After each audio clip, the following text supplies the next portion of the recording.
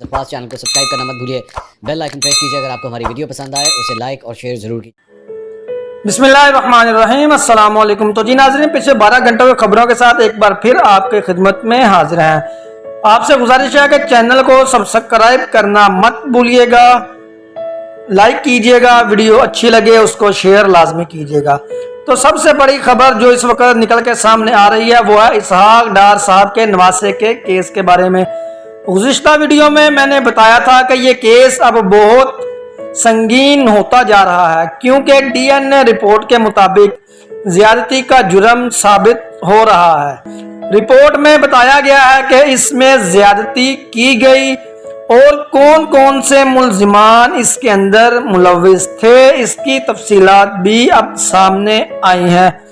अदालत ने 3 मुल्जिमान को 5 रोज़ा जिस्मानी रिमांड पर पुलिस के हवाले कर दिया।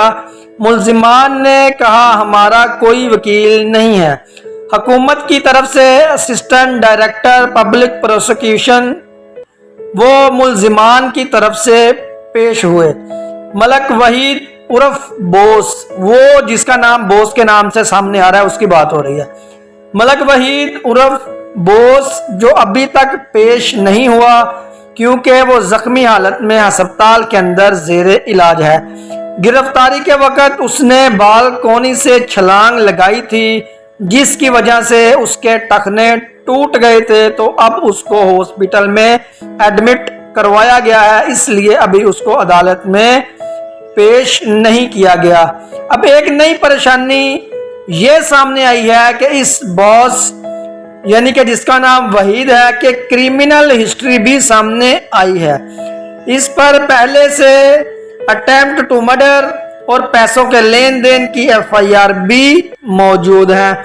सबसे बड़ी बात यह है कि इसका नाम इंसानी अज़ा की स्मगलिंग यानी गुर्दों के स्कैंडल के गैंग से भी जोड़ा जा रहा है।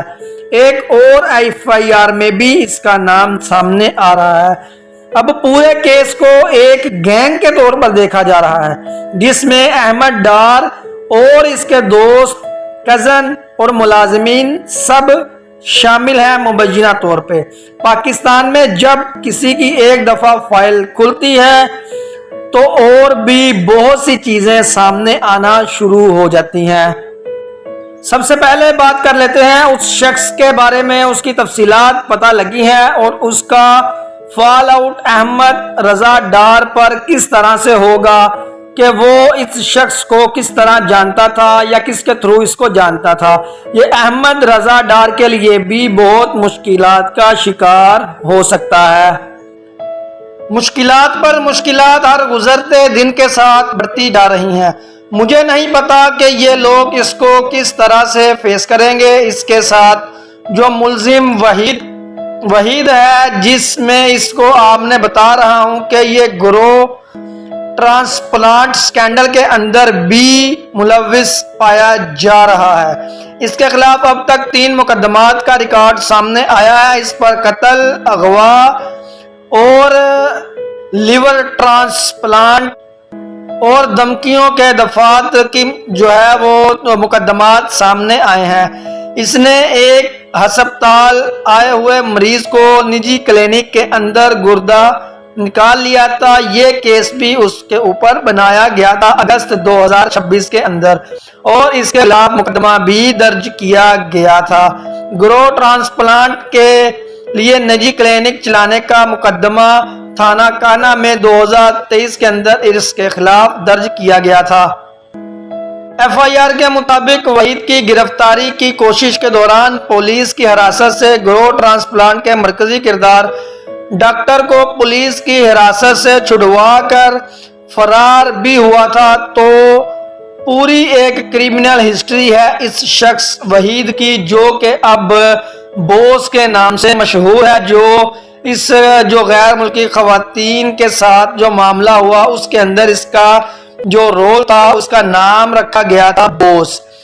और दूसरी तरफ स्कूलों के बारे में भी कुछ अहम चीजें सामने आ रही हैं जिसके अंदर बड़े बड़े स्कूलों का तो रिकॉर्ड मौजूद होता है, लेकिन गली मोहल्ले के अंदर जो छोटे छोटे स्कूल और ट्यूशन सेंटर मौजूद होते हैं उनका कोई रिकॉर्ड मौजूद नहीं होता। इसकी वजह यह है कि पिछले दिनों के अंदर जब लाहौर में ایک گھر کی چھت گری جس کے اندر دب کر 14 معصوم بچے اس دنیا فانی سے چلے گئے تھے، شہید ہو گئے تھے۔ اب اس کے بعد یہ کارروائیاں شروع کی گئی ہیں۔ اس سلسلے میں اب نجی اکیڈمیز ٹیوشن سینٹر کی جاری سروے میں ایک ہفتے کی توسیع کر دی گئی ہے۔ یہ سروے اس وقت تک جاری رہے گا۔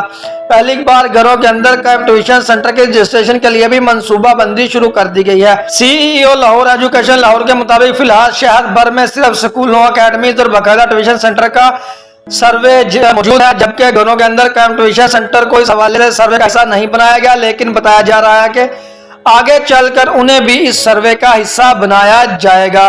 افسوسناک بات یہ ہے کہ 2018 سے لے کے اب تک تقریباً 3.5 پونے 4 سال اگر نکال بھی دیے جائیں تو اس کے علاوہ مسلم لیگ نون کی 18 میں سے 14 سال حکومت مسلم لیگ نون کی رہی ہے۔ میرا اعتراض اس بات پر ہے کہ لیپ ٹاپ تو آپ نے لیکن میرا اعتراض یہ ہے کہ اگر 14 سالہ حکومت کے بعد بھی اتنے لیپ ٹاپس سکیمیں لانے کے بعد بھی اگر اب جا کر آپ کو اس بات کا خیال آیا ہے کہ ان چیزوں کو بھی رجسٹر کیا جائے تو کیا یہ شرمناک نہیں ہے؟ تو جی ناظرین، آپ کو یہ ویڈیو کیسی لگی کمنٹ کے اندر ضرور بتائیے گا۔ اپنے چینل کو لائک، شیئر اور سبسکرائب ضرور کیجیے گا۔ اسی بات کے ساتھ مجھے دے اجازت۔ السلام علیکم۔